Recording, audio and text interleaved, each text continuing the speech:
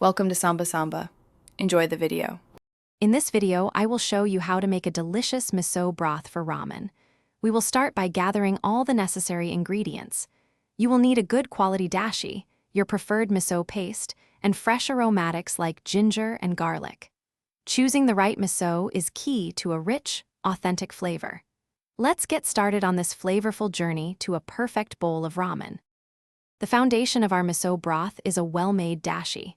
Begin by soaking about 10 grams of kombu in 4 cups of water. Gently heat this mixture, ensuring it does not boil, and remove the kombu just before it reaches a simmer. Then, add about 10 grams of bonito flakes, let them steep for 30 seconds, and strain the liquid.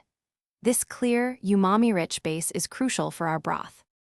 Now, let's infuse our dashi with the wonderful flavors of miso and aromatics. In a separate pan, gently sauté 1 tablespoon of minced garlic and 1 tablespoon of grated ginger until they are fragrant. Next, take about 4 tablespoons of your chosen miso paste and dissolve it in a small amount of warm dashi. Slowly whisk this smooth miso mixture into your main dashi base, ensuring it blends well. Remember, do not boil the broth once the miso is added, as this can diminish its delicate taste. Finally, it's time for the finishing touches and serving. Taste your miso broth and adjust the seasoning as needed. A small pinch of salt or a dash of soy sauce can make a big difference.